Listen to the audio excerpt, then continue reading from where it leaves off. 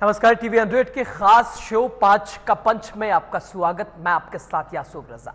शुरुआत कर रहे हैं आज का विषय की। कांग्रेस नेता राहुल गांधी ने ऑपरेशन सिंदूर को लेकर एक बार फिर विदेश मंत्री एस जयशंकर पर बड़ी टिप्पणी कर दी है, कड़ी टिप्पणी कर दी है।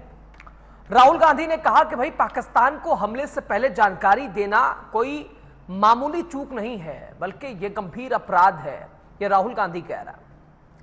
जब पता है कि वो आतंकी देश है, जब पता है वो आतंक को पनाह दे रहा है, तो क्यों उसे सतर्क करना भाई, क्यों उसे सावधान करना।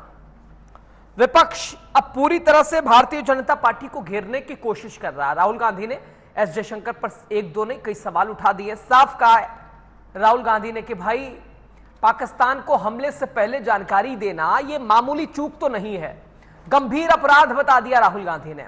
उन्होंने विदेश मंत्री से सवाल किया कि आखिर इस ऑपरेशन की मंजूरी किसने दी और इस वजह से हमने कितने एयरक्राफ्ट खो दिए हैं, इसका भी जिक्र राहुल गांधी ने कर दिया है।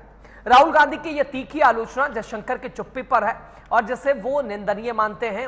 वही उन्होंने कहा कि भाई देश को इस मामले की सच्चाई जानने का पूरा हक है, पूरा अधिकार है। राहुल गांधी ने पहले भी इस हमले को लेकर सवाल उठाए थे और विदेश मंत्री द्वारा पाकिस्तान को हमले की जानकारी देने को सार्वजनिक रूप से स्वीकार किए जाने पर चिंता भी जताई थी। विदेश मंत्री एस जयशंकर ने कहा था कि ऑपरेशन की शुरुआत में पाकिस्तान को संदेश भेजा गया था कि भारत आतंकी ठिकानों को निशाना बना रहा है, लेकिन सैन्य ठिकानों को नहीं। उन्होंने यह भी बताया कि भाई सेना के पास पीछे हटने या हस्तक्षेप न करने का विकल्प ही था और वहीं जिसे पाकिस्तान ने नजरअंदाज किया।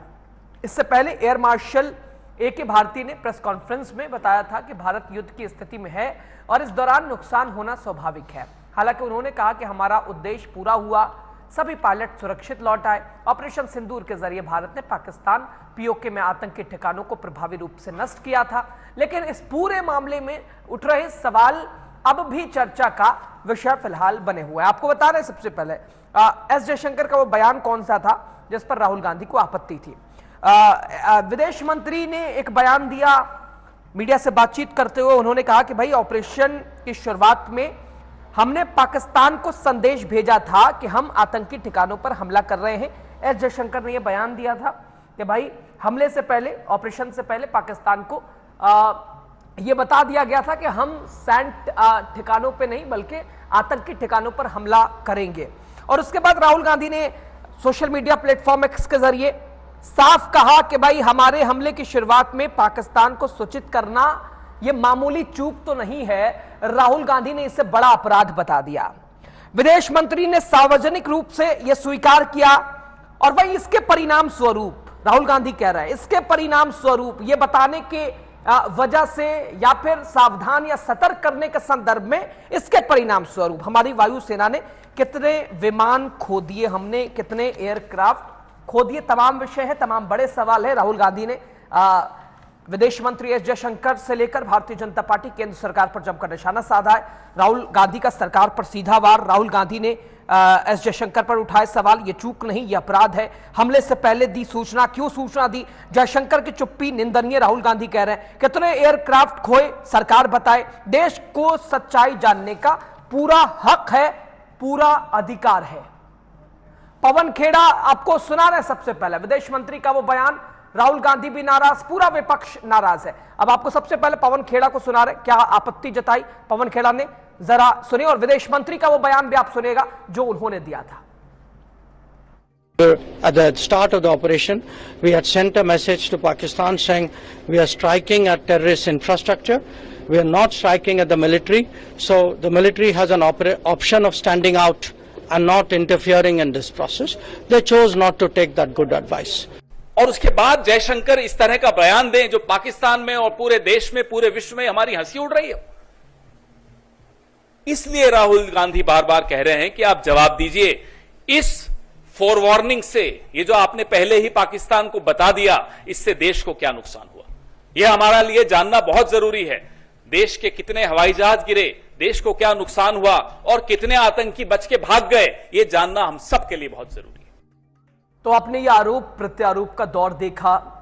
ऑपरेशन सिंदूर को लेकर, पहलगाम हमले को लेकर लगातार देश में भी सियासत देखने को मिली। अच्छी खबर यह भी है कि भाई देश एकजुट भी हुआ है, अधिकतर देश एक साथ खड़ा हुआ है, भारत मजबूत स्थिति में दिखा है, भारत ने मजबूती का उदाहरण भी पेश कर दिया है। मेहमानों को फ्रेम पे ले लीजिए, उनका इंट्रोडक्शन और उसके बाद ही सीधे चर्चा की शुरुआत। डॉक्टर रोहित सक्सेना जी हैं भारतीय जनता पार्टी की ओर से, आनंद बयानी जी है कांग्रेस की ओर से, संजीव निगम जी हैं आम आदमी पार्टी की ओर से, और संदीप चौधरी सर हैं बतौर राजनीतिक विश्लेषक। आप सभी का बहुत स्वागत, आप सभी का बहुत वेलकम। चर्चा की शुरुआत में चाहता हूं सबसे पहले संदीप चौधरी जी आप ही के पास आ जाऊं। बहुत संक्षेप में ही समझने की कोशिश करते हैं कि भाई पाकिस्तान आतंक का रिश्ता क्या है, स्पष्ट हो गया है, और 22 अप्रैल हमने 26 से 27 बेगुनाहों को खोया, पहलगाम आतंकी हमला, हमने जवाब दिया। लेकिन क्या जवाब देने से पहले पाकिस्तान को सतर्क करने की जरूरत थी कि भाई हम हमले करने जा रहे हैं, इन ठिकानों पर हमले करेंगे? क्या इसकी जरूरत थी? राहुल गांधी का ये विरोध है, विपक्ष जो अब विरोध कर रहा, कैसे आप देख रहे हैं? पहली प्रतिक्रिया चाह रहा हूं आपकी। देखिए, सबसे अच्छी तो इसमें ऑपरेशन सिंदूर में मुझे एक बात लगी कि देश के सभी राजनीतिक दल सरकार के साथ खड़े थे, सेना के साथ खड़े थे।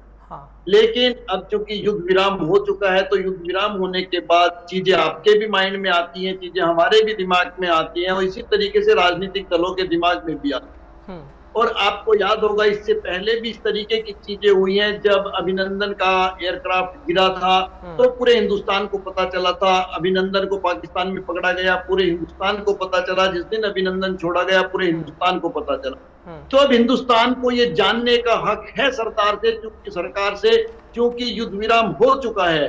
एक तो कि भाई हमें युद्ध विराम क्यों करना पड़ा, ऐसी क्या मजबूरी हिंदुस्तान की आ गई थी। दूसरी ये भी जानने का हक है हिंदुस्तान को कि ऐसी आपके अंदर कौन सी दहशत थी, कौन सा डर था कि जो आपने बताया कि हम तो आतंकवादियों के जो लॉन्चिंग पैड है उन पे अटैक करेंगे। और आप इतने भोले और इतने बेवकूफ कैसे हो सकते हो कि आप पाकिस्तान को ये बताओ कि हम आपके आतंकवादी जो पैड हैं, जो लॉन्चिंग पैड है, उन पे अटैक करेंगे और आतंकवादियों को पाकिस्तान वहां से हटाएगा नहीं। तो आपने कहां पे अटैक किया? अगर कोई आपको बता दे कि आपके घर में आज कोई घुसने वाला है तो वो तो पहले से वहां से बंदा निकल जाएगा। तो ये सब चीजें हैं। और फिर ये भी जानने का हक है, जब पहले अभिनंदन का एयरक्राफ्ट गिरा तो पूरे देश को पता चला हाँ अभिनंदन का एयरक्राफ्ट मार गिराया गया है। तो आज ये चीजें क्यों छुपाई जा रही हैं? अगर आपने ऐसी गलती नहीं, बल्कि मैं तो इसको गलती से बड़ा अपराध मानूंगा। क्या जरूरत थी हिंदुस्तान की सेना जो तैयारी कर रही है अटैक करने की, उसको मंत्री हमारे लीक कर रहे हैं और हम समाज के अंदर और देश के अंदर ढूंढ रहे हैं कि कौन ने, किसने क्या चीजें लीक कर दी, क्या दस्तावेज हिंदुस्तान के पाकिस्तान में चले गए। अरे इतने बड़े लेवल पर अगर आप इतनी बड़ी गलती, इतनी बड़ी मिस्टेक, इतना बड़ा अपराध कर सकते हैं, तो मैं मानता हूं ये ब्लंडर एक बहुत बड़ा मिस्टेक है, जिसकी बहुत बड़ी कीमत हिंदुस्तान को चुकानी पड़ी। और मुझे लगता है इस गलती की वजह से हमें युद्ध विराम करना। मुझे लगता है डॉक्टर रोहित सक्सेना साहब भी इस बात से इत्तेफाक। रोहित जी, आप भी, चूंकि भाई पाकिस्तान का नाता क्या है आतंक से, पाकिस्तान और आतंक का ये कनेक्शन शुरू से और अभी का भी वही हाल है। सेना के अफसर आतंकियों के जनाजे में जाते हैं, पाकिस्तान स्पष्ट है आतंक का किस तरह से एक तरह से अड्डा बना हुआ है। जहां आतंक के खिलाफ कदम उठाना था पाकिस्तान को, वहां आतंकवाद और आतंकवादियों का काउंटर किया पाकिस्तान ने, भारत को आंख दिखाई। अब ऐसी सिचुएशन में भाई विदेश मंत्री का ये कहना कि भाई हम हमला करने जा रहे हैं यहां, इसकी जरूरत थी क्या? आप भी तो नहीं मानते होंगे भाई, यहां वो सतर्क, वो सावधान नहीं होंगे क्या? नहीं, देखिए, मुझे लगता है पूरी बात को बहुत ठीक से स्पष्ट करने की आवश्यकता है। जब पहलगाम ऐसी एक दुखद घटना इस देश में हुई, आपको याद होगा उस समय अमेरिका का प्रतिनिधि एक मंडल यहाँ पर था, जिनके सामने ये सारी चीजें घटित हुई थी, और उन्होंने मौके पे ही ये बात कह दी थी कि आतंकवाद पर किए गए आपके किसी भी इनिशिएटिव पर हम आपके साथ हैं। इसके बाद जब हमने अन्य देशों का समर्थन प्राप्त किया, उन सब ने यही कहा कि आप आतंकवादी, आतंकी ठिकानों के खिलाफ जो भी जो हमसे समर्थन चाहते हैं उसमें पूर्ण रूप से आपके साथ है। और इसमें बड़ी उपलब्धि ये है कि ये पहली बार ऐसा देखा गया कि जितनी भी मुस्लिम कंट्रीज हैं उन कंट्रीज ने इस बार भारत का साथ दिया आतंकवाद के खिलाफ। तो इसमें मुझे नहीं लगता है कि अगर आप जो है आतंकी ठिकानों को टारगेट कर रहे हैं, देखिए पाकिस्तान किस तरह से प्रोपेगेंडा फैलाता है, ये मुझे बहुत बताने की आवश्यकता नहीं है, हम लोग देखते भी चले आ रहे हैं। नहीं तो हमें बताने की आवश्यकता थी क्या रोहित भाई? हमें बताने की जरूरत नहीं, इसमें देखिए क्योंकि हम आतंकवाद के खिलाफ लड़ रहे थे तो हमें समर्थन भी जो है आतंकवादियों के खिलाफ मिला हुआ था। तो किसी भी बयान को इस तरह से कह देना और उसको अलग तरह से प्रस्तुत कर देना, मुझे लगता है वो बहुत लाजमी नहीं होगा। अगर हम आतंकी ठिकानों का हमला कर रहे हैं, और हमने केवल ये नहीं कहा था हम आतंकी ठिकानों पर हमला कर रहे हैं, आप अगर पूरा बयान पढ़ें तो उन्होंने कहा था कि हम आतंकी ठिकानों पर हमला करेंगे, कोई सैन्य कार्रवाई नहीं होनी चाहिए, अगर हुई तो हम युद्ध के लिए तैयार हैं। ये बात पूर्ण रूप से जो पूरा स्टेटमेंट की अगर हम बात करें तो पूरा स्टेटमेंट को आना इसलिए क्योंकि भाई राहुल गांधी तो कह रहे हैं ये छोटी चूक नहीं है, ये बड़ा अपराध है, और इसके परिणाम स्वरूप हमने कितने अगर कहा जाए सेना ने कितने विमान खो दिए भाई इसके परिणाम स्वरूप। और तीसरी शक्ति का भी हस्तक्षेप ये भी लगातार चर्चे में भाई, तीसरी शक्ति की क्या भूमिका रही? मुझे एक बात बताइए रजा जी, जिस 71 की लड़ाई को लेकर के कांग्रेस अपनी पीठ थपथपा रही है, 3800 सैनिक जो है हमारे उसमें शहीद हुए थे, आर्थिक जो नुकसान हुआ था वो तो उस समय की वैल्यू के हिसाब से करोड़ों रुपए अरबों रुपए में था, लेकिन हमने किया क्या? 3800 सैनिक हमारे शहीद हुए, लगभग 10,000 सैनिक हमारे घायल हुए, आर्थिक नुकसान हजारों करोड़ का। उसके बाद क्या हुआ? 93,000 सैनिकों का सरेंडर था। किया क्या? इंदिरा भुट्टो समझौता और सारी चीजें वापस कर दी। तो वो शहादत कोई मायने रखी क्या? आप मुझे बताइए, भारतीय जनता पार्टी ने 2 युद्ध लड़े, 2 युद्ध लड़े भारतीय जनता पार्टी ने। संदीप भाई मैं बोल रहा हूँ, आपका नंबर आएगा, आप बोलिएगा, मैं आपको सुनूंगा। हाँ, 1 by 1। भारतीय जनता पार्टी ने कारगिल और ऑपरेशन सिंदूर 2 युद्ध लड़े। मुझे बताइए इसके बाद कोई भी ऐसे समझौते हुए जिसमें हमने जो चीजें, चाहे टाइगर हिल हो, कुछ भी हो, हमने जो कब्जे में ली हो वापस करी? मुझे बताइए। आपने इतने हजारों सैनिकों की कुर्बानी दे दी, कितने दसियों हजार सैनिक घायल हो गए, हजारों करोड़ का नुकसान हुआ, और केवल अंतरराष्ट्रीय स्तर पर अपने आप को चमकाने के लिए क्या किया गया? समझौता, और सब वापस कर दिया गया।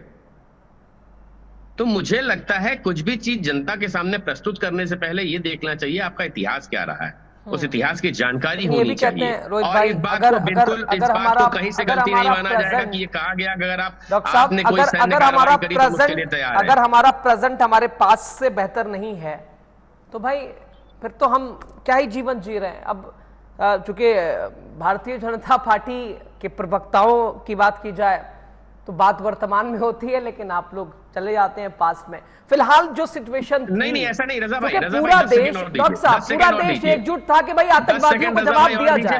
पूरा देश, रोहित जी, पूरा देश बिल्कुल एकजुट था कि भाई आतंकी, चूंकि पाकिस्तान ये नापाक कोशिश, क्या भरोसा 2 महीने बाद ना करे, 6 महीने बाद, ये नापाक कोशिशें पाकिस्तान। और ऐसी सिचुएशन में तीसरी शक्ति के हस्तक्षेप पर भी रोहित जी सवाल उठे, भाई अमेरिका की क्या भूमिका यहाँ रही? प्रधानमंत्री आते, गृह मंत्री आते, रक्षा मंत्री आते, वो आते। खुद ट्रंप ने इस बात को आके नकार दिया कि हमने कोई हस्तक्षेप किया या युद्ध विराम की पहल करी। हमने तो ये कहा कि आप एक बार अगर चाहें तो बात कर लें, और भारत ने जो टारगेट किया हो तो उस टारगेट को पूरा किया। 100 से अधिक जो आतंकवादी मारे 9 ठिकानों पर, हमने इसमें से 5 जो है पीयूके में है, हमने उस पर हमला किया और उसमें विजय पाई। मुझे बताइए इसमें कहां से आनंद बयानी साहब, हर विषय, जो कि भाई काम तो पक्ष विपक्ष अपनी अपनी जिम्मेदारियां हैं, और इससे इनकार भी करना, फिर मैं कह रहा हूं इससे इनकार भी नहीं है राजा भाई, कह देना हम आपके साथ हैं, हाँ, और एक वास्तविक व्यवहारिक रूप से साथ होना, दोनों अलग अलग विषय। यदि आपने कहा था सरकार के हम साथ है, सरकार ने जो इनिशिएटिव लिया था उसके साथ खड़ा होना चाहिए। क्यों आपके नेता उल जलूल बातें कर रहे थे सेना को लेके? क्यों नींबू मिर्च राफेल पे टांग रहे थे? इसमें आपके नेता भी शामिल थे डॉक्टर साहब। क्या चीज? डॉक्टर साहब, आपके नेता भी उसमें शामिल थे। इसमें हमारे कौन से नेता शामिल थे जो भारतीय सैनिकों के आदम में साहस पर प्रश्न चिन्ह लगा रहे थे? सैन्य अधिकारियों का जातिकरण, मध्य प्रदेश। चलिए विजय शाह का बयान सुनिए। आपको याद होगा इस डिबेट में मैं पार्टिसिपेट किया था आपके उस डिबेट में, और मैंने खुलेआम ये बात कही थी कि ये बात अगर उन्होंने करी है और उनको इसकी सजा मिलनी चाहिए, इसमें कोई कुताही नहीं होनी चाहिए, और हम किसी और पार्टी की तरह नहीं, बिल्कुल नहीं कहेंगे ये उनका व्यक्तिगत बयान था। हर ऐसे विषय पर तो राजनीति की जरूरत नहीं थी भाई। पहलगाम हमला, ऑपरेशन सिंदूर, लगातार, चूंकि यहां तो आप लोग कहते रहे कि भाई हम एक हैं सर्वदलीय बैठक में कि भाई पूरा देश और पूरा विपक्ष सरकार के साथ है, लेकिन आप ही बताइए विमान का मजाक किसने उड़ाया, मिर्ची नींबू किसने टांगी, सेना के मनोबल को किसने गिराया। अब डेलीगेशन की भी बात है, वहां भी जो आप लोगों ने नाम दिया था, अब शशि थरूर साहब का ही नाम उसमें, उस पर भी आपत्ति। हर विषय पर राजनीति थोड़ी ना कर सकते आनंद बयानी साहब। तो राहुल गांधी जी ने जो बयान दिए हैं, आप देखेंगे पूरी देश की जनता जानना चाहती है कि जो अभी ऑपरेशन सिंदूर के अंदर जिस प्रकार के हालात रहे, क्या देश की जनता को जानने का अधिकार नहीं है? हाँ। जिस प्रकार के दयाशंकर जी ने जो बयान दिए हैं, एक दुश्मन को पहले चिता देना कि हम तेरे घर में आक्रमण करेंगे, क्या ये उचित है? देखो, बीजेपी के प्रवक्ता का अपना पक्ष रखना, अपने तरीके से रखना उनकी मजबूरी है, परंतु देश की जनता बिल्कुल इस बात पे नाराज है कि किसी दुश्मन को पहले चेताना कि हम तेरे उन अड्डों पर हमला कर रहे हैं। आप ये देखिए, सीज फायर के बाद में जिस दिन सीज फायर का समझौता हुआ, उसी रात को फिर दोबारा सैकड़ों ड्रोन जो हमारे पे छोड़े जाते हैं, क्या आतंकी उनके काबू में थे? अगर आतंकी उनके काबू में थे तो वो शायद समझौता भी ना कर पाते। तो इस प्रकार की स्थिति को देखते हुए पूरा देश इस बात पे नाराज है कि दयाशंकर जी का बयान गलत है। जिस प्रकार के यूट्यूबर को पकड़ा, प्लीज मैं बीजेपी के प्रवक्ता कहूंगा, नाम गलत संयम रखे, गलत नेता पर आरोप लगा रहे हैं आप। पहले नाम सही कर लीजिए। मैं और कोई टीका टिप्पणी नहीं कर रहा हूं, मैं कह रहा हूं नाम गलत बता रहे हैं, नाम पढ़ लीजिए। किसका नाम गलत बता रहा हूं? आप दयाशंकर बोल रहे हैं, दयाशंकर जयशंकर बोल रहा हूं। आपके सुनने में मेरा लगता है फर्क है। हाँ, जयशंकर आप थोड़ा सा ना सुनने में थोड़ा दयाशंकर नहीं है। नहीं, शायद वो सुनने में रोहित भाई मुझे लगता है शायद जयशंकर ही बोला था। 3 बार दया शंकर कह सकते हो। हाँ चलिए, कोई नहीं, आनंद बयानी जी कंटिन्यू कीजिए आगे। दूसरी बात, अगर राहुल गांधी जी ने ये पूछ लिया कि भी कितने विमान हमारे नष्ट हुए हैं। हाँ हाँ बोलिए। शायद कोई कॉल आ गई उनको, तो उनका कट गया है। देश के विपक्ष नेता है, क्या उनका जानना गलत है? हाँ। देश की जनता जानना चाहती है कि हमारे कितने विमान नष्ट हुए और इस समझौते से हिंदुस्तान का क्या फायदा हुआ है और यह समझौता क्यों रखा गया। पूरी देश की जनता इस बात पे तैयार थी, हमारी सेना तैयार थी। अगर 3 दिन और मिल जाते हमारी सेना को, तो मेरे ख्याल में 50 साल पाकिस्तान इस प्रकार की गुस्ताखी हमारे से बिल्कुल नहीं कर पाता, वो बिल्कुल ध्वस्त हो जाता। परंतु हम लोग फिर भी सरकार के साथ खड़े थे, सीज फायर का हमने कोई विरोध नहीं किया। इन बातों को भी गौर कर देना चाहिए। और आज जिस प्रकार से ये समझौते के बाद में इनके मंत्री जो बोलते जा रहे हैं, एमपी के डिप्टी सीएम जगदीश देवड़ा जी का बयान सुन लो, सेना को मोदी जी के चरणों में नस्बत की बात करते हैं। एमपी के एक मंत्री विजय शाह जी को देख लो, इस प्रकार की वो बात करके कर्नल सोफिया क्रेजी के विषय में जिस प्रकार यादव का नाम नहीं लीजिएगा क्या? रामगोपाल यादव का नाम नहीं लीजिएगा? क्या भाजपा या मोदी जी ने रामगोपाल यादव का नाम नहीं लेंगे? ऐसे लोगों के विरुद्ध देशद्रोह का मुकदमा दर्ज होना चाहिए। आनंद बयानी साहब, रामगोपाल यादव का नाम क्या नहीं लेंगे क्या? अजय राय जी का भी नाम इसमें शामिल अगर हम करें तब भी गलत नहीं होगा, क्योंकि वो ऑपरेशन सिंदूर से पहले की वो सिचुएशन वो भी देखी होगी आपने। मैंने सारी स्थितियां देखी है, परंतु आज राहुल गांधी जी ने बिल्कुल सही कहा है कि देश को बिल्कुल स्पष्ट होना चाहिए। पूरा विपक्ष कह रहा था कि संसद की एक बैठक करें, क्या मोदी जी का फर्ज नहीं बनता कि संसद की एक बैठक सभी दलों की वो मीटिंग करे, उसमें वो मौजूद नहीं होते हैं, प्रेस के वो सामने जाना नहीं चाहते हैं, ये अब बताना नहीं चाहते हैं। तो क्या ऐसे गुप्त रोग है जो ये बता अपने रोग निकालना नहीं चाहते? ये तो क्लियर इनको करना ही पड़ेगा, आज नहीं तो कल करना पड़ेगा। ठीक है, ठीक है। संजीव निगम जी, आ रहा हूं, रोज जा रहा हूं। संजीव निगम जी, चूंकि हमें तो भाई आतंक से लड़ना है, हम आपस में ही लड़े जा रहे हैं।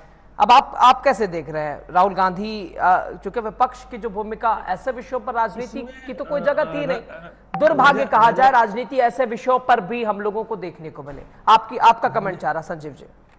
राजा जी, ये जो घटना हुई 22 अप्रैल को वाकई बहुत दुखद थी। सारे लोग इस पे बहुत परेशान थे, दुखी थे। हाँ। फिर कुछ दिनों बाद सरकार ने जो कदम उठाया ऑपरेशन सिंदूर, इससे थोड़ी राहत की सांस ली लोगों ने कि चलिए देर से सही, जैसे वैसे सरकार ने अपने प्रयासों से एक ऑपरेशन सिंदूर किया है और एक मरहम लगाने का प्रयास किया है। लोग थोड़ा सा जो है उससे अपने घाव को भरने का प्रयास कर रहे थे।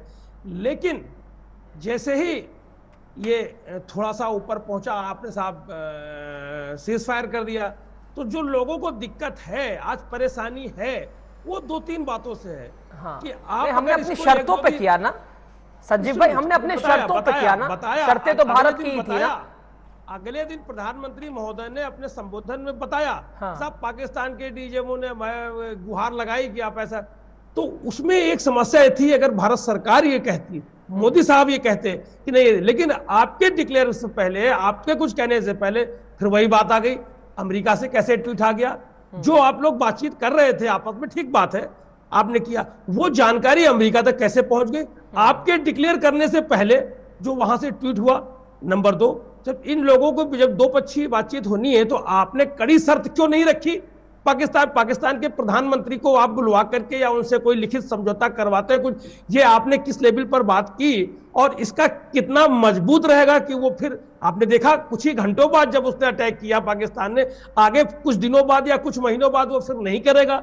हमारे पार्टी के जो सांसद है, राज्यसभा सांसद श्री संजय सिंह जी, कितनी बार लगातार इन बातों को उठा रहे कि देश इतना अच्छा मौका था। अब दूसरी तरफ कितनी बार इन्होंने कहा है, जो अपने गृह मंत्री हैं भारत सरकार में, शाह साहब, उन्होंने कहा ना तो हम समस्या को पालते हैं ना हम समस्या को टालते हैं। आप टालते भी नहीं है, पालते भी नहीं। तो जब एक ऐसा अवसर आया आपके पास, तो उस अवसर का आपको भरपूर फायदा उठा करके कम से कम उसको कुचलना तो चाहिए पाकिस्तान को। आपने पीओके को, आप कहते हैं साहब पीओके हमारा पार्ट है, भारत का पार्ट है, सब लोग कहते हैं, तो कहने से क्या है? जब एक ऐसा अवसर था, आप उसे अपने में मिला सकते थे, ला सकते थे, वो आपने किया नहीं। 370 आपने वापस की, अच्छा है, लोगों ने सराहना भी की। तो सवाल ये मौका आपने क्यों गंवाया? क्या ये फिर इस तरीके की कोई ऐसी, ईश्वर न करे कि फिर कोई दुखद घटना हो या कोई ऐसी स्थिति आवे, लेकिन ये चीजों से देश दुखी। और आप सेना के पीछे भारत सरकार, मोदी सरकार छिप करके खड़ी हो गई है।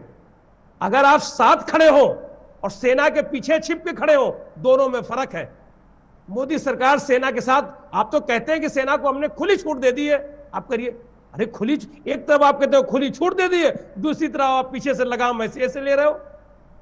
दोनों बातों में फर्क है। और सेना के पीछे छिप के खड़े हो, आप कह रहे हो बढ़िया काम हो गया है। अरे भाई अच्छा का, जब सर्वदलीय बैठक हुई, सारे नेताओं ने, अलग अलग दलों के आपको समर्थन किया है, तो दूसरे नेता क्यों नहीं मानने को तैयार है आपकी ये बात? जब सर्वदलीय बैठक में समर्थन दे रहे हैं तो आपकी बात क्यों नहीं मानने को तैयार है? वो लोग भी आपकी जश्न में शामिल हो जो आप यात्रा निकाल रहे हैं, तिरंगा यात्रा, भाई वो तो नहीं मान रहे इस बात को कि आपने सेना को खुली छूट दे रखी है। तो इस तरीके की चीजें ठीक नहीं है। डॉक्टर साहब, डबल स्टैंडर्ड क्यों भाई? चूंकि आप लोगों के चुनावी रैलियों का पीओके नारा भी बड़ा रहा, ये विपक्ष कह रहा है ये तो बड़ा शानदार वक्त था, बड़ा बेहतरीन समय था, पूरा देश एकजुट था, हम आतंक को भी जवाब देना चाह रहे थे, पाकिस्तान को भी जवाब देना चाह रहे थे, और पीओके, पूरे कब्जे पीओके के ऊपर करने का इससे बेटर और इससे बेहतर अपॉर्चुनिटी तो नहीं थी फिर। और यहां सीज फायर के ऊपर भी विपक्ष ने एक बार नहीं, दो बार नहीं, कई बार सवाल उठाया। देखिए, पहले तो मैं अपने कांग्रेस के प्रवक्ता को एक बात स्पष्ट कर दूं। उन्होंने कहा ना, बताने की क्या जरूरत थी, क्यों बताया? ललकार कर वार करना वीरों और शेरों की प्रवृत्ति होती है, इस बात को ध्यान रखिए। उस दिल छुप के करते हैं तो कम से कम कोई भी चीज। दूसरी बात, जो आप युद्ध विराम की बात कर रहे हैं, अमेरिका ने इनिशिएट किया। मैं आपको बैक टू बैक बता रहा हूं कि कैसे घटनाक्रम हुआ। डीजीएमओ पाकिस्तान ने अमेरिका से बात करी, डीजीएमओ पाकिस्तान ने, आपने बोल लिया अपनी बारी में, बयानी जी आपने बोल लिया, आपकी बारी आएगी बोल लीजिएगा, आ जाऊंगा, बोल लीजिएगा।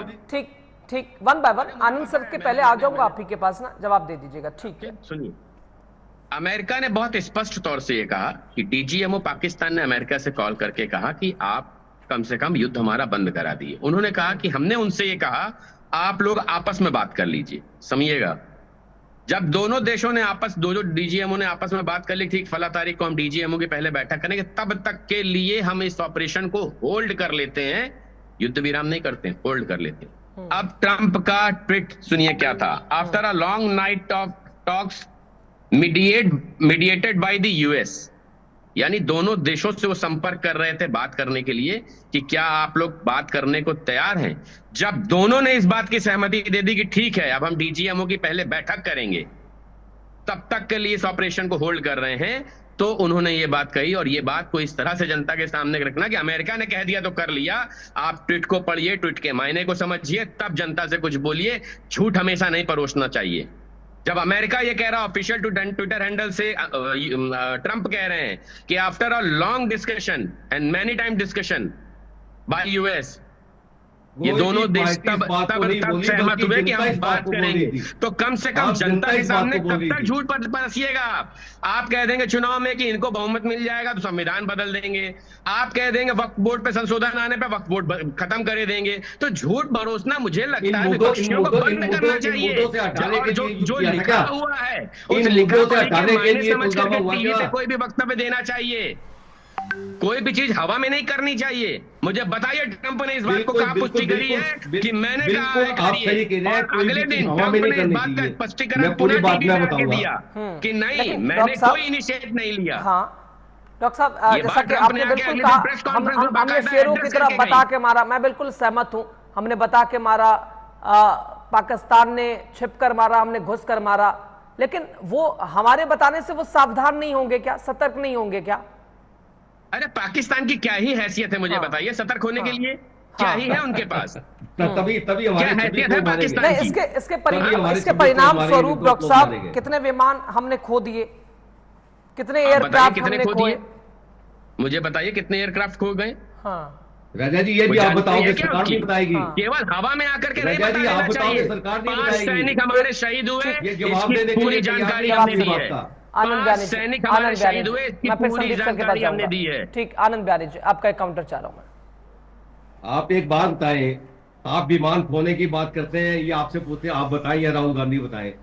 अरे केंद्र में सरकार बीजेपी है, जो आपसे क्या है उसका जवाब आप देंगे, राहुल गांधी नहीं देंगे, या आम जनता नहीं दी है, रजा जी नहीं बता पाएंगे। ये तो आप नेट आप बताएंगे कि कितना हमारा नुकसान हुआ, कितने उग्रवादी यहाँ से भागे, कितने जवान हमारे खोए गए। इस बात का जवाब तो आप ही को देना होगा।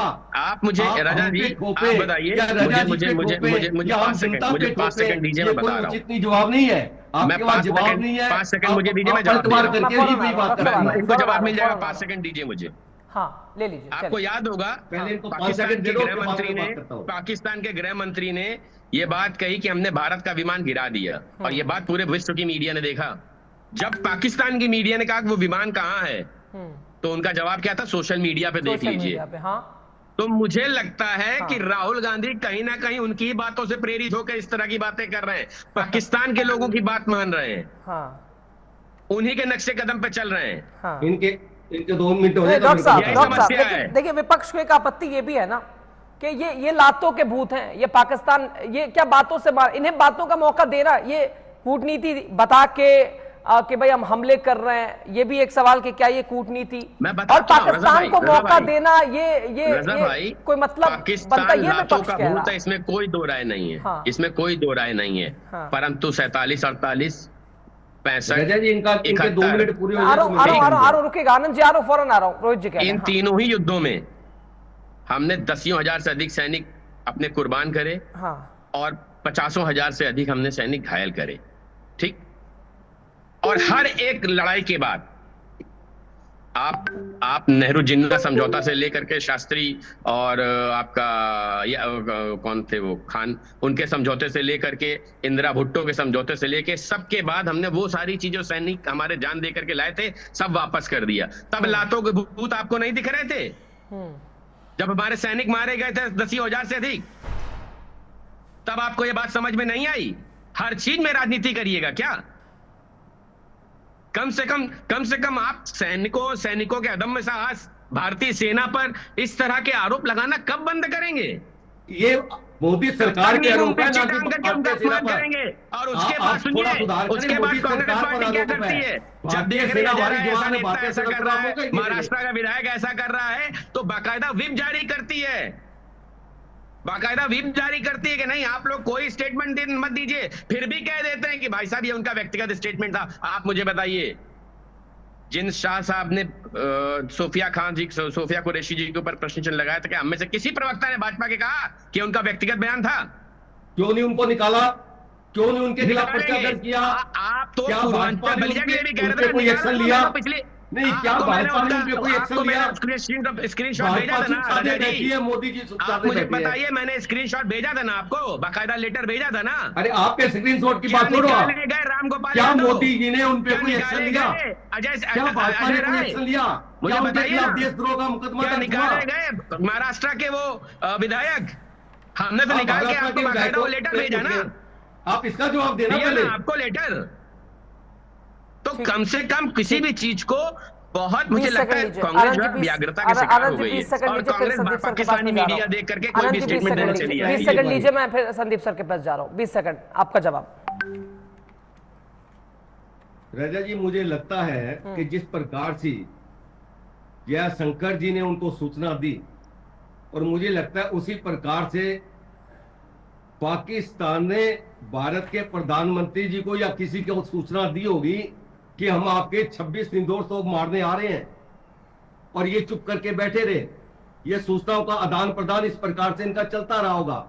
और जब तक मेरे दोस्त इस प्रकार की जो बातें कर रहे थे, पुरानी बातें कर रहे थे, मैं वो दिन भी ध्यान दिला देना चाहता हूं जब मोदी जी सभाओं में बोलते थे, ये केंद्र में बैठी कमजोर सरकार, ये केंद्र में बैठी इस प्रकार की सरकार, साथ साथ बोल रहे थे कमजोर में केंद्र में बैठी कमजोर सरकार। कितनी शर्म की बात है कि जो 26 लोग मारे गए हैं उनकी भी जानों पर राजनीति होगी। कितनी शर्म की बात, कितनी भी शर्म की बात है, बताइए। जो 26 लोग मारे गए हैं उन पर भी राजनीति करिएगा। जो जिस प्रकार से विस्फोट का अभी तक नहीं बता पाया, राजनीति उन पर सामग्री कहां से आई, और आपने राजनीति अरे एयर स्ट्राइक हमने करी, उसके बाद सुनिए, उसके बाद एयर स्ट्राइक की राजनीति करें, ये भी तो देखें जिसपे आपने प्रश्न चिन्ह लगाया, इसके सबूत दो। का चुनाव हो तो मेरे को लगता है आपकी नैया डूब चुकी है, आप उस बात की तरफ भी ध्यान दे लिए। संदीप चौधरी, चलिए कोई बात नहीं, ये पहली ऐसी पार्टी देख रहा हूँ, मुझे मैं पहली ऐसी पार्टी देख रहा हूँ 3 अभी नहीं पाई है और अपने आप को विजयी घोषित कर रहा हूँ। हमारी राजनीति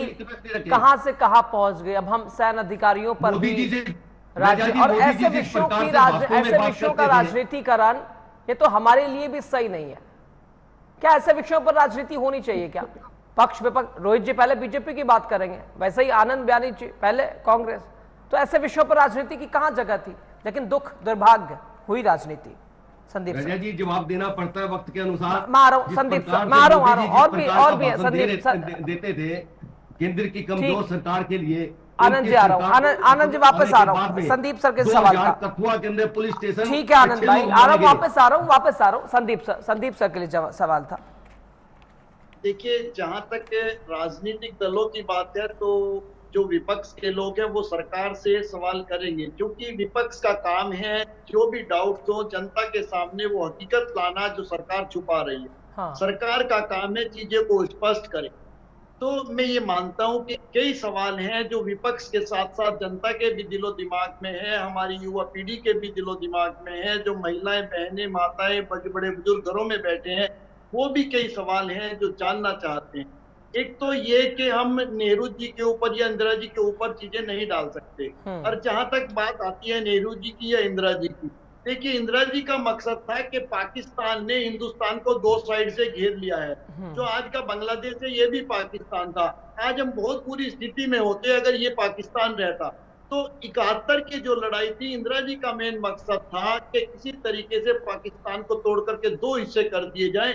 मुझे नहीं लगता दुनिया की तारीख में, दुनिया के इतिहास में इस तरीके से किसी मुल्क को तोड़कर 2 हिस्सों में किसी ने बांटा हो। तो सैल्यूट है ऐसी नेतागिरी को और ऐसी लीडरशिप को जिसने इतना बड़ा काम किया। दूसरी चीज थी युद्ध विराम हुआ। युद्ध विराम होते हैं, आप दुनिया का इतिहास उठा के देख लीजिए, युद्ध विराम होते हैं। युद्ध विराम होना बड़ी बात नहीं है, लेकिन युद्ध विराम इस कंडीशन में होते हैं कि 93,000 सैनिक घुटनों के बल हिंदुस्तान के सैनिकों के सामने बैठे थे, क्योंकि हिंदुस्तान की सेना को फ्री हैंड दिया गया था। लेकिन आज की तारीख में ये तो कहा गया कि सेना को फ्री हैंड दे दिया गया है, लेकिन पीछे से डायलॉगबाजी कौन कर रहा था, बातें कौन कर रहा था युद्ध विराम की? युद्ध विराम में आप मुझे ये बताइए हमें मिला क्या? युद्ध विराम में क्या हमें अजर महमूद मिला, या हमें हाफिज सईद मिला, या हमें दाऊद इब्राहिम मिला, या जो 26 लोगों को मार करके चले गए उनमें से कोई एक आतंकवादी हमें मिला? हमें आखिर मिला क्या? और आप मुझे ये बताइए, जब हमने 12-14 दिन का टाइम लिया पाकिस्तान के ऊपर अटैक करने को, और पाकिस्तान सरकार को ये बता दिया कि हम आतंकवादियों के ऊपर हमला करेंगे, ये इनपुट भी है कि अगर हम ये ना बता करके आतंकवादी जो लॉन्चिंग पैड थे उन पे हमला करते तो शायद हाफिज सईद भी मारा जाता, लेकिन हाफिज सईद ने अपने लोगों को और खुद को वहां से सुरक्षित जगह पे भेज दिया। इसी तरीके से मसूद अजहर की बात है, मसूद अजहर भी उसमें मारा जा सकता था, उसके लोग भी मारे जा सकते थे, लेकिन वो भी सुरक्षित स्थान पे चला गया। हमने उसको 12-14 दिन का टाइम दिया, वहां की सरकार को बता दिया था। लेकिन जब जनता का प्रेशर बनने लगा, क्योंकि उससे पहले कई वीडियो वायरल होने लगी थी जो ये कह रही थी, हिंदुस्तान की गरिमा को इतनी ठेस पहुंचा रही थी कि हिंदुस्तान के एक बड़े नेता टीवी चैनल पर बैठकर ये कह रहे हैं कि पाकिस्तान आता है हमें मार के चला जाता है। ये शब्द अपने आप में कितने दुखदाई है। कोई छोटा व्यक्ति भी, हिंदुस्तान का आम आदमी भी ये बात नहीं कहेगा कि पाकिस्तान आता है हमें मार के चला जाता है। पाकिस्तान आना और हमें मार के जाने का मतलब आप समझते हैं राजा जी? आम आदमी को तो वो मार के नहीं जाते। क्या उस नेता की नजर में वो हमारे देश की सेना को मार पीट के चले जाते थे? और हमारे देश के प्रधानमंत्री अमेरिका जाते थे कि हमें बचा लो बचा लो बचा लो, हम इस तरीके से। तो हमने हिंदुस्तान की इमेज को इतना डैमेज किया जिसकी भरपाई होना मुश्किल है। और आज की तारीख में आज के नेता और आज की लीडरशिप ये सोचती है कि कितना नुकसान हो गया, कितने लोग मारे गए, कितने सैनिक शहीद हो गए। 26 लोग तो तब पहलगांव में मारे गए, उसके बाद 26 से 30 लोग मारे गए। खाली अकेले हरियाणा के अंदर 5 सैनिकों के डेड बॉडीज पहुंचे हैं। तो आप सोचिए देश के अंदर कितना नुकसान हुआ होगा। और आज हमें ये छुपाने की क्या जरूरत है? भाई हमने जहाज फ्रांस से खरीदे हैं, हमने पैसा दे के खरीदे हैं। अगर हमारा जहाज गिरा है उसमें कोई कमी है तो हमें फ्रांस को बताना चाहिए। सारी दुनिया को पता है राफेल के जो शेयर है वो डाउन हो गए हैं, राफेल की मार्केट वैल्यू गिर गई है, राफेल की डिमांड खत्म हो गई है।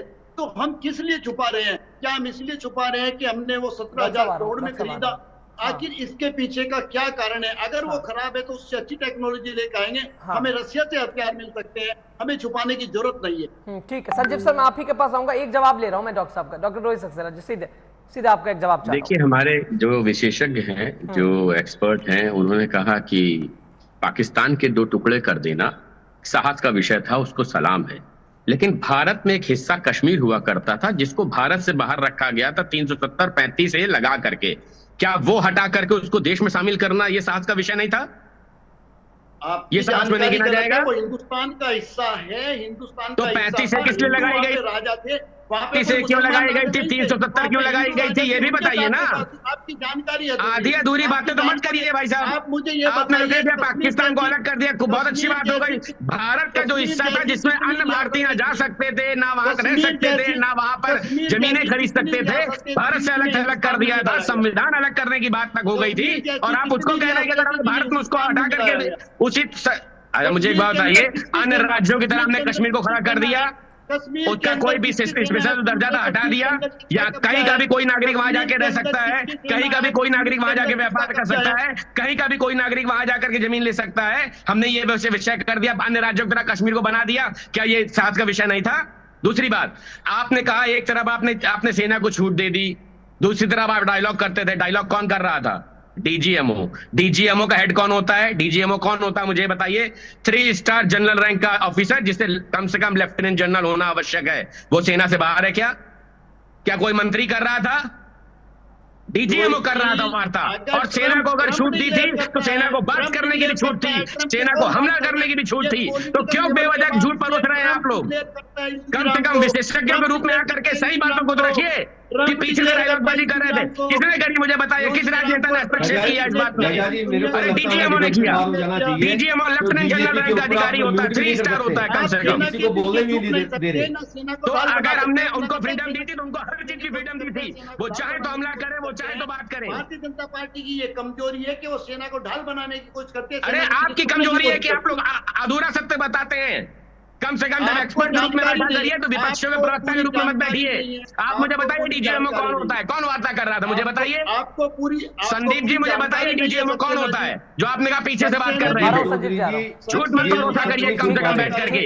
ठीक आनंद जी आ रहा हूं आपके पास। आपको पूरी जानकारी नहीं है, अगर हमें अरे आप जानकारी डीजीएमओ कौन था, आप बताइए कौन है डीजीएमओ, कौन बात कर रहा था, कहां से जानकारी आप लेकर के आए, बताइए ना मुझे। डीजीएमओ कौन बात कर रहा था, डीजीएमओ बात कर रहा था ना, डीजीएमओ बात कर रहा था ना, तो डीजीएमओ क्या सेना के बाहर है? क्यों बात का बेवजह झूठ बता रहा है कि पीछे से बात, किसने पीछे से बात करी? उनके सेना के डीजीएमओ ने बात करी, हमारे सेना के डीजीएमओ ने बात करी, डीजीएमओ ने बैठक करी। कौन सा राजनीतिक उसमें शामिल हो गया था, कौन सा राजनीतिक शामिल हो गया था, मुझे ये बताइए। ठीक संजीव जी के पास जाने दीजिए, मैंने समय ऐसे भी संजीव जी को कम ही दिया। रजा भाई, जब आप कोई चीज जनता के सामने परोस रहे हैं तो सत्य के साथ, पूर्ण सत्य के साथ प्रस्तुत करनी चाहिए। रोहित जी देखिए, मुझे बताइए क्या किसी नेता ने पहुंच जाता है, किसी मंत्री ने डीजीएमओ के बैठक में भाग लिया? पहुंच जाता है, सच पहुंचना चाहिए, आप लोगों का भी सच पहुंचना चाहिए। जब इन लोगों का झूठ पहुंच जा रहा है, बिल्कुल पहुंचना चाहिए। हाँ ठीक है, बिल्कुल पहुंचना चाहिए, सच है किसी का भी हो। ये इस विषय पे चूंकि यहाँ हमें आतंकियों से लड़ना था, लेकिन आपस में ही हम लोगों ने चूंकि पहलगाम हमले के बाद से ऑपरेशन सिंदूर को लेकर देखें, लगातार चूंकि हमारे इस विषय पर ऐसी राजनीतिकरण हुई जो कि काफी, यहाँ तो भाई हमें एक साथ रहना था ना संजीव जी, अब यहाँ राजनीति का क्या, या राजनीति की कोई जगह थी क्या? राजा जी बिल्कुल नहीं जगह थी, और आप भी और सारा मीडिया हिंदुस्तान का सब गवाह है किस तरीके से भारत के जितने भी राजनीतिक दल हैं सबने एक स्वर से सरकार को में शामिल, मतलब जब सर्वदलीय बैठक में तो सब कहते थे, बाहर आके फिर लेकिन बयान अच्छा, दूसरी बात और देखिए हाँ। हमारी जब ये हमला हुआ, प्रधानमंत्री महोदय बाहर थे, वो तुरंत अपना दौरा छोड़ करके भारत आ गए। आप भारत तो आ गए, लेकिन आप आकर के उस समय कुछ नहीं आप बोले, आप चले गए बिहार चुनाव में, जो है वहां पर जो है बात काम शिरकत करने चले गए। तो ये क्या बहादुर सरकार कही जाएगी? ये तो कायर सरकार है। आप सेना के साथ कितना खड़े हो, कितना नहीं खड़े हो, कितना सेना के पीछे छिप करके खड़े हो, दोनों बातें साफ है। पूरे देश में आप तिरंगा यात्रा, भाई साहब मैं देश में मैं भी रहता हूं, मैं भी दे रहा हूं, सारे दलों के नेताओं में कितना लोग खुश हैं इस बात से? कतई खुश नहीं है, कतई सहमत नहीं है कि अगर आप ये थोड़ा सा और साहस का काम करते तो कम से कम ये जो पाकिस्तान की इतनी पुरानी समस्या आ रही है, इसका तो आप नेस्ता नाबूद कर सकते थे ना। आप जाने जाते हैं इसी चीज के लिए, आप कहते हैं कि हम ये कर सकते हैं। 10 सेकंड और दीजिएगा, मेरी बात क्यों नहीं? आपने उसको इस मोड़ पर क्यों छोड़ दिया? आप अगर उसको करते तो और बेहतर होता, आपके लिए बेहतर होता, देश के लिए बेहतर होता। खैर आपने जो भी कुछ किया ये आपको मुबारक हो, लेकिन देश के लोग इसको कतई पसंद नहीं कर रहे हैं, और ये अब तो आगे जो भी समय आएगा समय निर्धारित करेगा। हमारे जो नेता है आदरणीय संजय सिंह जी हमेशा हर मंच पर बोल रहे हैं, हर मंच पर उन्होंने कहा है कि साहब ये इस तरीके से तो कतई नहीं चलेगा। तो ये प्रधानमंत्री महोदय सर्वदलीय बैठक में नहीं आते हैं, अरे आना चाहिए था। आप सब प्रमुख हो, देश के प्रधानमंत्री हो, आप आते हैं। दूसरे दिन जब आपने देश के नाम संबोधन किया उसमें भी आपने कोई स्पष्ट नहीं किया, तमाम बातें आपने बताई, अमेरिका वाले मैटर पे आपने कुछ बताया भी नहीं। उनको कैसे पहले पता चल गई कि वो ट्वीट कैसे कर रहे हैं? ठीक है उन्होंने बताया, अभी रोहित सक्सेना जी बता रहे थे वो बात वो कह रहे थे, तो अरे भाई वो इस मामले पर जो है मदद करने वाले, आपने क्या मदद मांगी? अपनी तरफ से वो पहल करके दोनों के बीच में सुलझाने का प्रयास कर रहे थे। उनकी दखलंदाजी कितनी थी? क्या व्यापारिक हित किसके थे? ये भी सुनने में आया साहब व्यापारिक हितों के लिए जो है ये काम किया गया। तो किसके व्यापारिक हित थे? दोनों देशों को उन्होंने कहा समान है, महान है। भारत और पाकिस्तान की समान तुलना आप करते हैं। भारत कितनी ऊंचाइयों पर इस समय है और क्या स्थिति है पाकिस्तान की, दोनों क्या महान देश है? तय नहीं है। तो ये आप इस तरीके से जब तुलना होती है बाहर से तो आप उसमें जवाब क्यों नहीं देते? आप उससे बोलते क्यों नहीं है? उसमें तकलीफ होती है भारतीयों को। और कोई बात नहीं। अगर आप ठीक, आनंद रानी जी आ रहा हूँ, फौरन आऊंगा आपके पास। 20 सेकंड में डॉक्टर साहब को दे रहा हूँ। डॉक्टर रोहित सक्सेना जी, सरकार आपकी है। रोहित जी सवाल तो आप ही लोगों से होगा ना, और जवाब देना भी आप ही लोगों की जिम्मेदारी है। वही दे रहा हूँ रजा भाई। अभी जो हमारे विशेषज्ञ बैठे हैं उन्होंने कहा कि इसके बाद राफेल की कीमत गिर गई, ये इनके लिए दुख का विषय है। लेकिन जो सुख के क्षण थे वो इन्होंने शेयर नहीं करे कि इससे पहले, इस ऑपरेशन सिंदूर के पहले 2022 में केवल फिलीपींस ऐसा कंट्री था जिसने भारत से $375 मिलियन के ब्रह्मोस का सौदा किया था बस। इस ऑपरेशन सिंदूर के बाद इंडोनेशिया ने 300 मिलियन, वियतनाम ने 700 मिलियन, मलेशिया ने सुखोई और BrahMos, Thailand, Singapore, Brunei, Brazil, Chile, Argentina, Venezuela, मिस्र, सऊदी अरब, कतर, ओमान, दक्षिण अफ्रीका, बुल्गारिया, ये वो 17 कंट्रीज हैं जिन्होंने हमारे यहां से सैकड़ों मिलियन ब्रह्मोस की डील के लिए ऑफर किया है। तो इन्होंने दुख का विषय, फ्रांस के राफेल का दाम गिर गया उसका तो दुख व्यक्त कर दिया, लेकिन ब्रह्मोस के दाम बढ़ गए, दुनिया में डिमांड बढ़ गई, ये इन्होंने तो बिल्कुल शेयर नहीं किया। तो कम से कम आप एक्सपर्ट बन के आया करिए भाई साहब। तो मैं आपसे निवेदन है बहुत विनम्र कि भारत के विषय में सुख जाहिर किया गया, फ्रांस के विषय में दुख मत अपना जताया करिए। मेरा आपसे विनम्र निवेदन है, यदि आपको राफेल के दाम गिरने से दिक्कत थी, शेयर गिरने से दिक्कत थी, तो ब्रह्मोस और सुखोई के दाम बढ़ने से खुशी भी होनी चाहिए थी। यदि आप रक्षा विशेषज्ञ हैं, ये आपने नहीं कहा, तो कम से कम भारत की चीजों में, भारत की बनी चीजों में अपनी खुशियां तलाशिए। विदेश में क्या हो रहा है, क्या गिर रहा है, उसमें अपना दुख प्रकट मत करिए। संदीप जी, आधा मिनट आप भी ले लीजिए। देखिए रोहित जी, आपको करेक्ट कर दूं, एक तो दुख मुझे इस बात का नहीं है कि राफेल की कीमत गिरी है, मुझे दुख इस बात का है कि हमने 17,000 करोड़ दे रखे हैं, हिंदुस्तान ने एक एक जहाज के 17,000 करोड़ दे रखे हैं। इस बात का मुझे दुख है कि वो फेल हुआ, तो क्यों फेल हुआ उसके लिए हमें सोचना पड़ेगा। दूसरी चीज, ब्रह्मोस के लिए आपको जानकारी दे दूं, ब्रह्मोस के बारे में रसिया हमसे नाराज है क्योंकि ब्रह्मोस बनाने में रसिया की टेक्नोलॉजी है और रसिया हमसे आज बात नहीं कर रहा है। रसिया चाइना के साथ खड़ा हुआ है, इसलिए खड़ा हुआ है क्योंकि जो हमारी डील हुई थी, जब ब्रह्मोस बनी थी, उसमें रसिया की टेक्नोलॉजी लगी हुई है, तो वो नहीं चाहता हम किसी के साथ वो डील करें और आगे वो तभी हमारे साथ काम करने तो संदीप भाई, आपको इस बात का दुख है कि रशिया जो है ब्रह्मोस की वजह से नाराज हो गया है? इस बात का बिल्कुल मतलब आपको सुखद एहसास नहीं है कि ब्रह्मोस हमारा सफल रहा, और अगर हम ब्रह्मोस से देश की बनी चीजों से युद्ध लड़ सकते थे तो हमें राफेल इस्तेमाल करने की आवश्यकता थी। हमने इस युद्ध में दिखाया ना कि हम मेड इन इंडिया पे अगर गए और यहाँ बने हुए हथियारों से युद्ध जीत सकते हैं, तो इसमें आपको कहीं ना कहीं से आनंद की प्राप्ति होनी चाहिए थी, नहीं होनी चाहिए थी? देखिए रोहित जी होनी चाहिए थी, नहीं होनी चाहिए थी? फिर मुझे जलेबी नहीं, आपको देश के बड़े हथियारों से इतना युद्ध लड़ा, उसकी डिमांड बढ़ी, इसमें आपको कहीं ना कहीं आनंद की अनुभूति होनी चाहिए थी, नहीं होनी चाहिए थी? रोहित जी ये बताइए मुझे, क्या राफेल हिंदुस्तान का बना हुआ था? मुझे एक बात बताइए, मेरा सवाल आपके सवाल पर था। मैंने आपसे कहा राफेल फ्रांस का है, उसके दाम गिरते रहे, लेकिन यदि हमारे देश की बनी हुई मिसाइल से हमने युद्ध पे लड़ा और एक अभिन्न छाप छोड़ी, तो उससे आपको कोई खुशी मिलनी चाहिए थी, नहीं मिलनी चाहिए थी? मुझे ये बताइए। ठीक, आनंद जी, ठीक है, आनंद जी आपके पास आ रहा हूँ। हिंदुस्तान का बना हुआ है क्या? राफेल हिंदुस्तान का बना हुआ है क्या? सुखोई हिंदुस्तान? अरे जो बना हुआ मैं उसकी बात कर रहा हूँ। ड्रोन हिंदुस्तान का बना हुआ है क्या?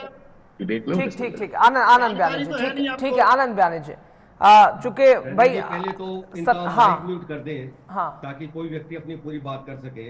वैसे तो प्रदीप चौधरी जी ने बड़े विस्तार से सारी बातें बताई है जो देश की जनता चाहती है, और जिन सवालों पे आज की डिबेट रखी गई थी, भाजपा के प्रवक्ता ने भी एक भी सवाल का जवाब नहीं दिया।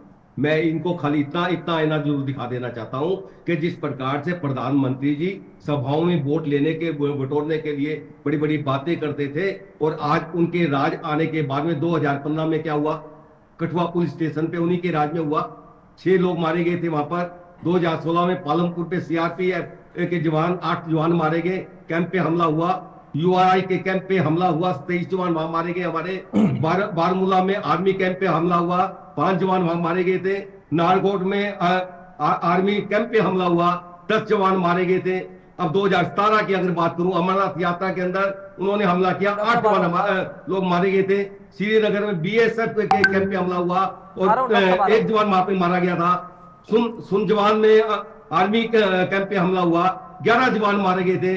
पुलगामा के अंदर सीआरपीएफ कैंप पे जो हुआ, 48 जवान मारे गए। आज तक ये उसका बता नहीं सके वो बारूद कहां से आया था। पुलगामा के अंदर सीआरपीएफ के जम्मू कश्मीर स्टैंड पे 3 लोग मारे गए थे। श्रीनगर पुलिस बस अड्डे पे 3 जवान मारे गए थे 2021 के अंदर। 2022 में जम्मू आर्मी कैंप पे हमला हुआ, 4 जवान मारे गए थे। 23 के अंदर राजकोट पे हमला हुआ, 5 लोग मारे गए। 2024 में रिविल पोलगामा पे हमला हुआ, 9 लोग मारे गए।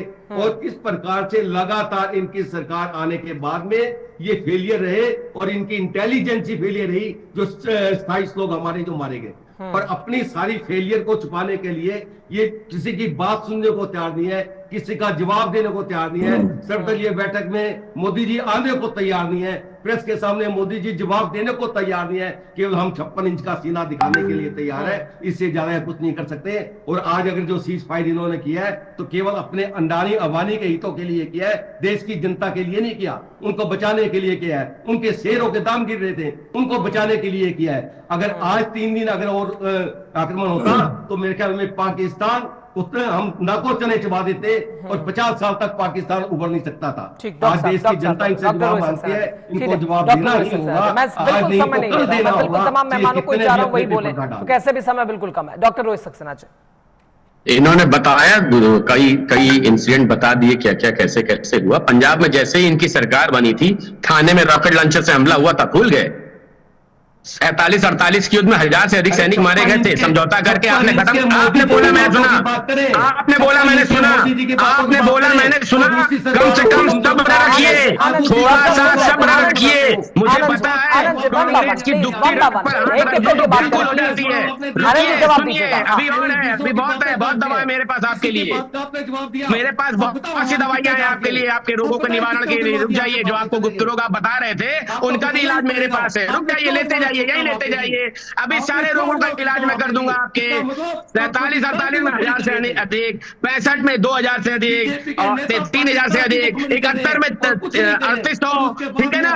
और ये सारी चीजों के बाद समझौता कर दिया, सारे इनके रोग दूर हो गए। बयानी जी के सारे रोग दूर हो गए, चाहे गुप्त रोग हुआ हो, चाहे किसी तरह का फैलने वाला रोग हुआ हो, सारे रोग इनके सही हो गए। तो कम से कम बोलने से पहले दूसरे वाले को सुनने का मौका दिया करिए, अपनी बारी में व्याकुल मत हुआ करिए। व्याकुलता आपका परिचय है, समस्या यही है। इसी व्याकुलता में आप युद्ध में कूदते हैं, उसके बाद समझौता कर लेते हैं, उसी व्याकुलता के है। तो बुद्धि का इस्तेमाल किया करिए पहले तो। राहुल गांधी की तरह मत चला करिए बुद्धिहीन तरीकों से, कम से कम बुद्धियों का इस्तेमाल किया करिए हर जगह। बेवजह विवेक का छोड़ करके मत कूदा करिए हर चीज में।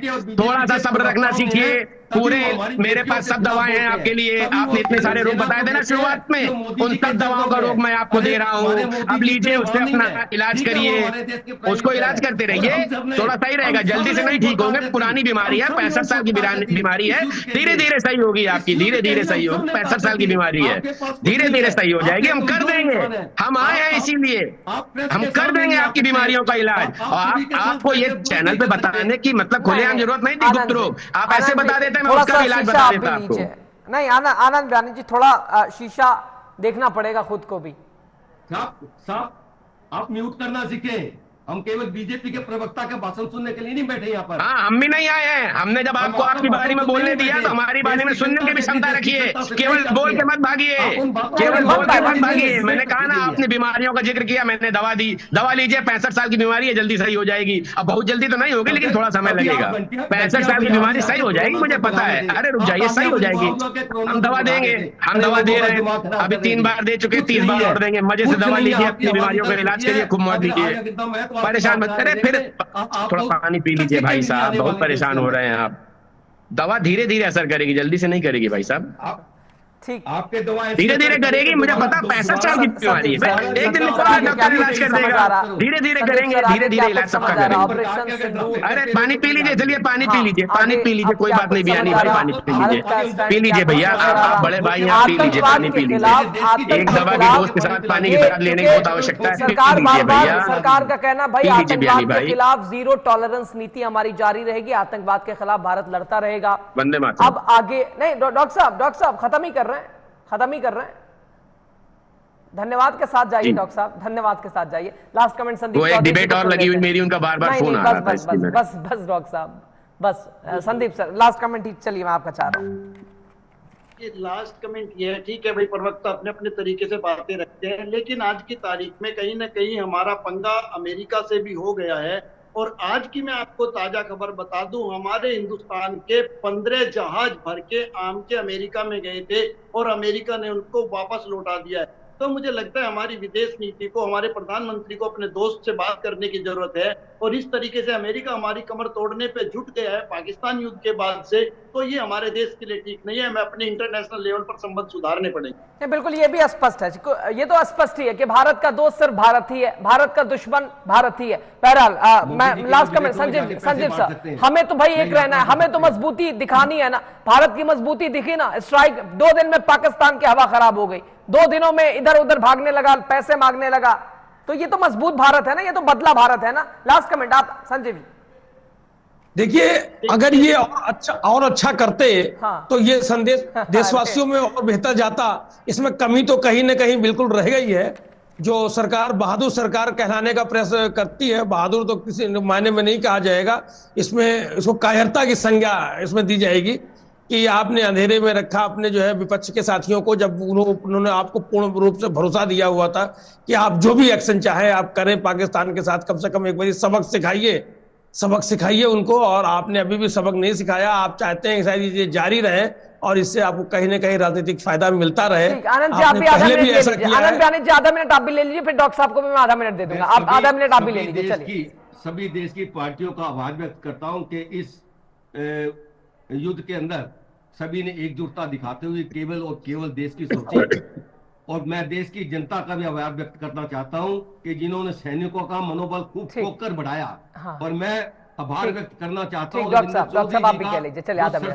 ठीक डॉक्टर साहब, मैंने रोका आपको, आप भी कंप्लीट कर लीजिए आधे मिनट। दिल्ली की ओर मिसाइल चली थी, उसको गिराने का काम किया, तो मैं सभी का आभार व्यक्त करता हूं। डॉक्टर साहब को आधा मिनट बस सुन लेते हैं। डॉक्टर रोहित सक्सेना, आधा मिनट। चलिए, ठीक है, समय फिलहाल इजाजत नहीं दे रहा।